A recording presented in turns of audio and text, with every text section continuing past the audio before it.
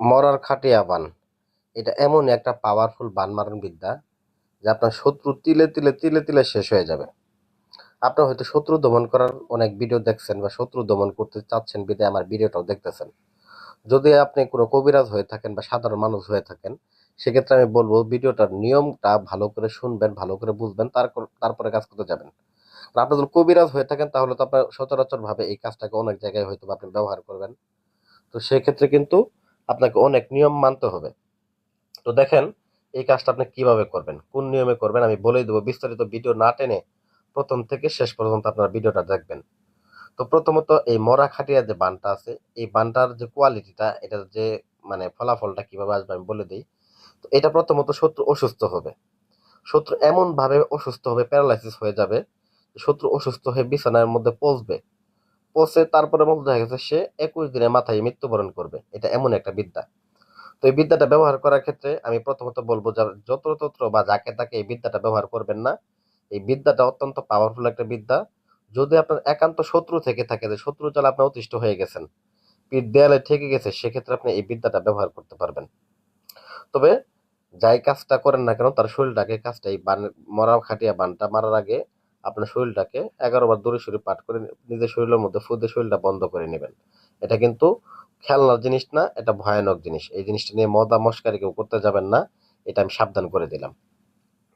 তো যাই হোক ভিউয়ার্স, এখানে এই নকশার যে কাজটা, এই নকশার কাজটা করতে গেলে অবশ্যই শত্রুর নাম, শত্রু যদি ছেলে হয়ে থাকে বাবার নাম, শত্রু মেয়ে হয়ে থাকলে মায়ের নামটা আপনাকে নিতে হবে।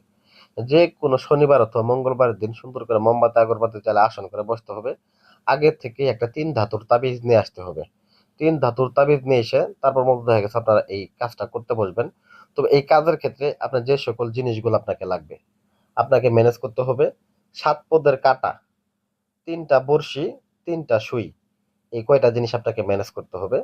ম্যানেজ করে নিয়ে তারপরে এটার যে লেখার কালি, কালি যে শত্রুর ব্যবহৃত যদি কাপড় থাকে, তো কাপড়ের উপর অঙ্কন করে তার নাম, তার মায়ের নাম ভালো করে লিখে নেবেন বা তার বাবার নাম ভালো করে লিখে নেবেন। লিখে নিয়ে আপনারা এটাকে ভালো করে পেঁচায় নিয়ে ওই যে ওইখানে যে বলো 7টা কাঁটা এবং 3টা সুই এবং 3টা বড়শি, এগুলার মাথাগুলা ভেঙে নিয়ে এগুলো আপনি ওই তাবিজের মধ্যে ভরে দিবেন। তবে এটার যে কালিটা, কালিটাই কিন্তু সব থেকে গুরুত্বপূর্ণ জিনিস। কালি হিসেবে আপনি কি ব্যবহার করবেন? তো এটাকে আপনি খুঁজবেন যে জায়গায়, মূল দেখা গেছে আপনি খুঁজে খুঁজে বের করবেন যে ডিম দেয় এরকম মুরগি, যে কিরকম সাদা দবদবা, যে মুরগিটার গায়ে কোনো কালো কোনো পশম নাই বা কালো কোনো ফর নাই। আপনি এই সাদা একটা মুরগি দেখে এই ডিম দেয়, মুরগ হলে কিন্তু হবে না।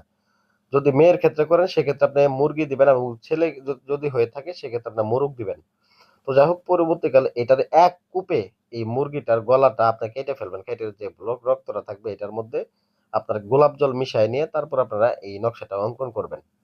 অঙ্কন করে তাবিজের মধ্যে ভরে তারপরে মোম দিয়ে মুখটা বন্ধ করে নেবেন। নিয়ে আপনার শত্রু যে চুলার মধ্যে রান্না করে, যদি পারেন ওই চুলার মধ্যে আপনাকে এটাকে পুঁতে দিয়ে আসতে হবে। শত্রু যে চুলায় রান্না করে ঠিক ওই চুলার মাঝ বরাবর পুঁতে দিবেন। 1 আঙ্গুল পরিমাণে গর্ত করে চুলার নিচে, মাটির চুলার নিচে এটাকে পুঁতে দিবেন। যারা গ্যাসের চুলায় রান্না করে শত্রুপক্ষ, তারা কি করবেন, তারা কিন্তু এই নকশাটাকে নিয়ে যেখানে শ্মশানে মরা পোড়ানো হয়, যে জায়গায় মরা পোড়ানো হয় ওই জায়গাতে এটাকে আপনি পুঁতে দিবেন।